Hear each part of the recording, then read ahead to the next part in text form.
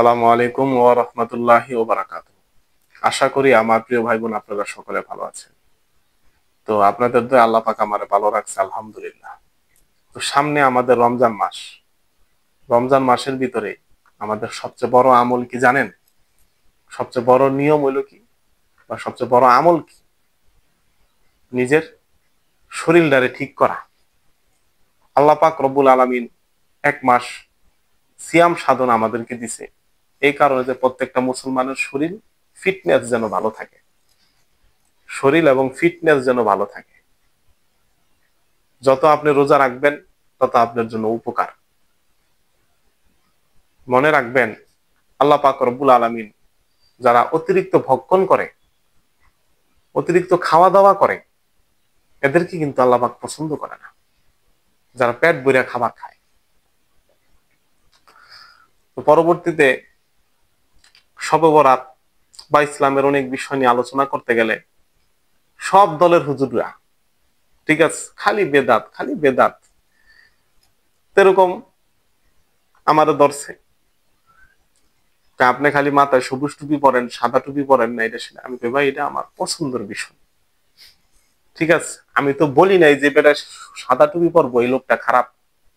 আমি বলছি এর দেখেন আমি সাদা পাঞ্জাবি পরছি, আমি বলি দেখেন হ্যাঁ পাঞ্জাবি ঠিক আছে, মাথায় সাদা টুপি পরেন। আমি কই সবুজ আমার ভালো লাগে, নবীজি মোহাম্মদ সাল্লাল্লাহু আলাইহি ওয়াসাল্লামের গম্বুজের কালার সবুজ, এর জন্য এটা আমি মাথায় রাখি, এর জন্য আমি মাথায় রাখি, এটা আমার মনের এখতিয়ার।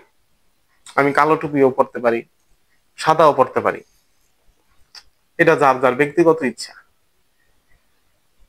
তো পরবর্তীতে আলোচনা উঠাইলো যে ইনিয়া আপনার শবে বরাতের কবরস্থানে যাওয়া নিয়া। সোহাগ মিয়া, এই যে আপনি রাস্তায় দেখা হয়েছে অনেক মানুষের সাথে পরিচয়, কই যান ভাই? গোরস্থান যাই। এই দিনে আপনি এখন কবরে যাইবেন, কবরের সামনে যাইবেন, এগুলা করবেন, ওরকম করবেন, এগুলা ভালো না। আমি কই ভাই দেখেন, ইসলামের ভিতরে সবচেয়ে বড় বেদাত কি জানেন? কয় না। আবার কয় হ জানি। একবার কয় না, আবার কয় জানতে কি মাথায় মনে পড়ছে সবচেয়ে বড় বেদাত হলো যেগুলা নবীজি মুহাম্মদ সাল্লাল্লাহু আলাইহি সাল্লাম করে নাই কে। আমি বললাম আচ্ছা ঠিক আছে, সুন্দর কথা। পরে কইলাম একটা বেদাত সব হুজুর, সব মানুষ, সবাই করে।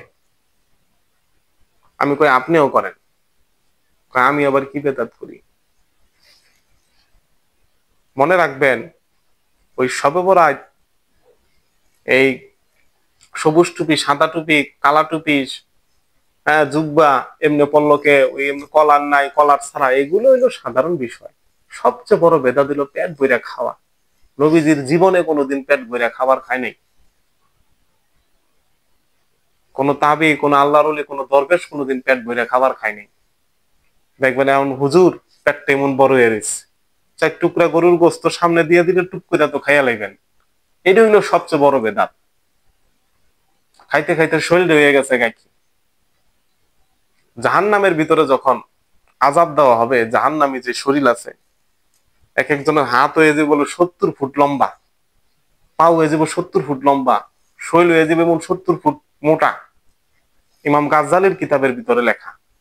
এবং আপনারা যদি এই মুহূর্তে লেখেন জাহান্নামীদের আকৃতি কি হবে, সই হাদিস থেকে পাইয়া দিবেন, কোনো বানাইন্য ফটকা বেচাল পারতাছি না। এখন আল্লাহ মোটা তাজা করে আল্লাহ পাক বলছে জাহান্নাম আমি জিন এবং মানব দ্বারা পূর্ণ করব।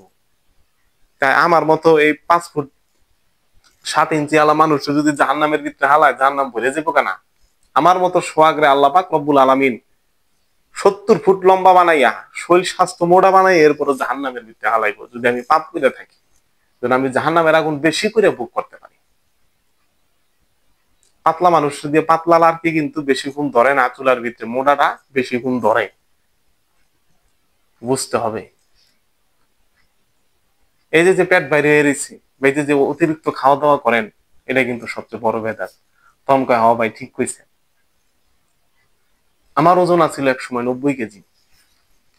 আমি আগে জানতাম না, কি জানতাম না, রাত 3টা বাজে খাইতাম ভাত, আমল শেষ 2টায় 3টা বাজে খামো, 4টা বাজে খামো, পেট ভরিয়া, খিদা লাগবে, ভাত খাই এখন 8টা বাজে। মোড়ো মুখী পেট কেমন হইব? 90 কেজির মানুষ আমি 75 কেজি হয়ে গেছি, তাও টার্গেট রাখছি রমজান মাসের ভিতরে আর 5টা কেজি কমাম। যদি আমার শরীর ভালো থাকে তাই আমি আল্লাহ পাকরে ডাকতে পারবো। যদি আমি আদা মর হয়ে থাকি তাতে আমি আল্লাহ পাকরে ডাক দিতে পারবো না। সবচেয়ে বড় নিয়ামত হলো সুস্থতা। তো চেষ্টা করবেন এই রমজানের ভিতরে আপনারা, ঠিক আছে, যে খাবার ক্যালোরি কম ওই খাবারগুলো আপনারা গ্রহণ করবেন। ভালো একটা ডায়েট চার্ট ফলো করবেন।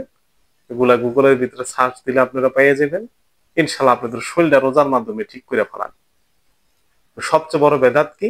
পেট ভরে খাওয়া, আর হলো কি পেট বাই করা, আর হলো মোটা হইয়া যাওয়া। 50 বছরের পরে মানুষের পেট, আমি এখন যত স্লিম থাকি না কেন, এম থেকে এতটুকু অটোমেটিক বাইরে হয়ে যাবো না। কারণ আমার তো 50 বছর না, আপনাকে তো 50 বছর না, আমরা তো জুয়ান মানুষ। তাহলে শরীর স্বাস্থ্যটা ঠিক করবেন আর সুন্দর মতো বাবা খাওয়া দাওয়া পরিচালনা করবেন। যেন এক ঈদের দিন শরীরের থেকে যেন ওজন মাপবেন যেন 5-10 কেজি ওজন অতিরিক্ত ফ্যাট কমে গেছে।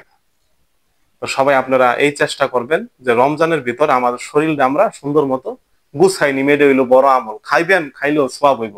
মদ খাইলে যেমন কি গুনাহ, এরকম হালাল খাবার খেয়ে নিজের শরীরটা সুস্থ রাখা হইলো সোয়াবের কাজ। খাও একটা ইবাদতের শামিল। তো সবাই ভালো থাকেন, সবার জন্য আমার দোয়া। এবং আপনাদের যদি কোনো আধ্যাত্মিক সমস্যা থাকে আমার সাথে যোগাযোগ করবেন। ওয়াখির দাওয়ানা আলহামদুলিল্লাহি রাব্বিল আলামিন।